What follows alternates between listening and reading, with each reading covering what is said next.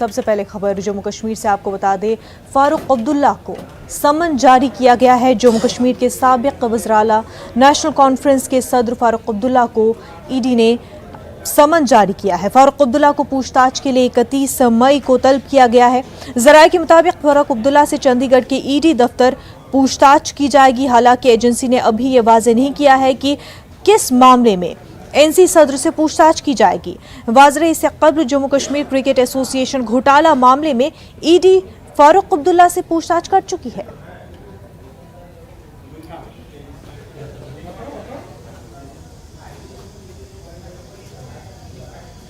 Police ने अमरीन के कत्ल में मुलव्विस मिलिटेंटों को हलाक करने की बात कही है। अमरीन के अहल खाना का ताहम कहना है कि वो इस बारे में कुछ भी नहीं जानते हैं कि उसे किसने मारा था।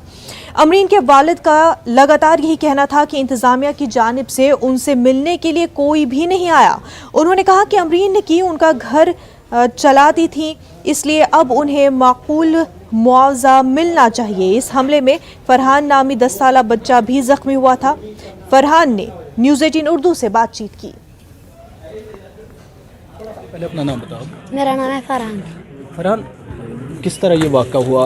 क्या मतलब आपने कितने बंदे देखे? मुझे पहले दुकान पर जाना था। मुझे आपने दादू ने दिया 50 रुपये, बोला 20 में आपने ले लाना और 20 में 4 बिस्किट लाना और 10 वापस लाना।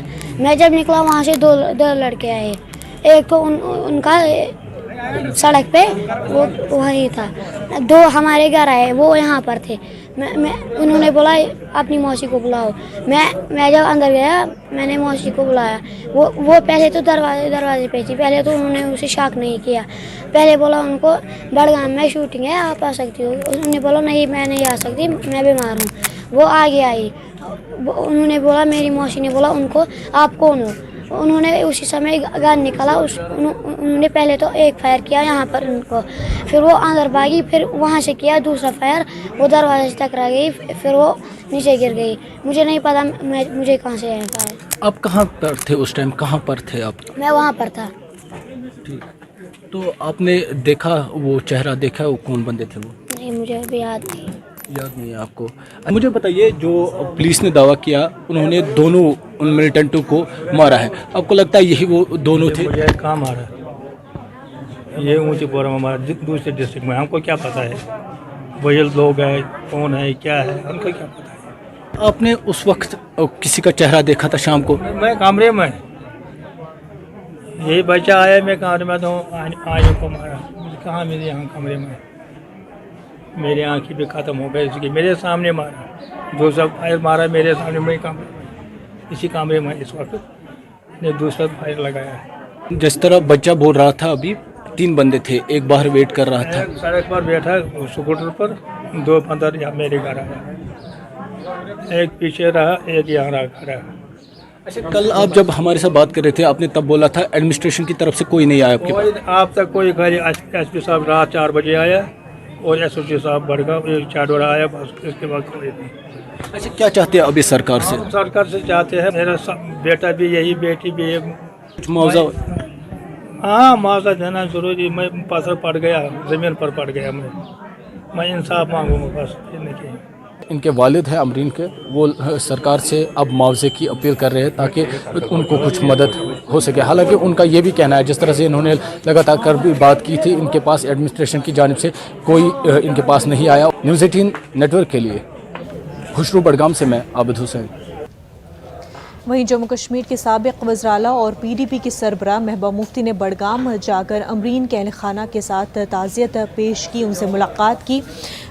इस मौके पर उन्होंने कहा कि जम्मू कश्मीर में सूरत हाल ख़राब हो रही है, हर रोज़ बेगुनाह लोगों को कत्ल किया जा रहा है।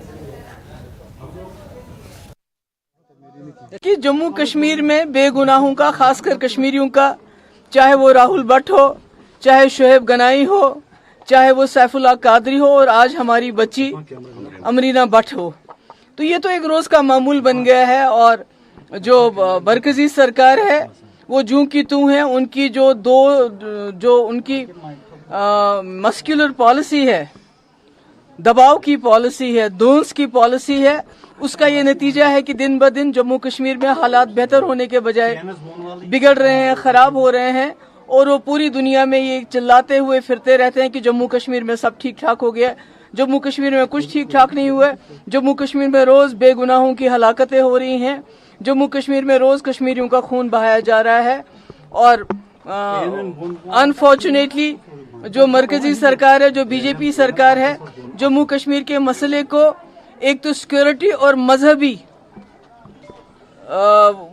बेसिस पे इसको देख रही है कि एक मुस्लिम मेजॉरिटी स्टेट है इसलिए मरते हैं लोग तो मरने दो।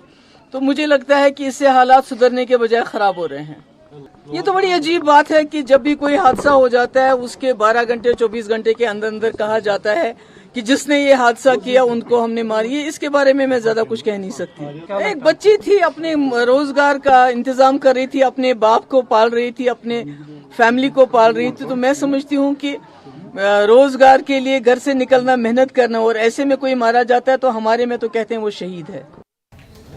इस वक्त एक बड़ी खबर सामने आ रही है कर्नाटक से।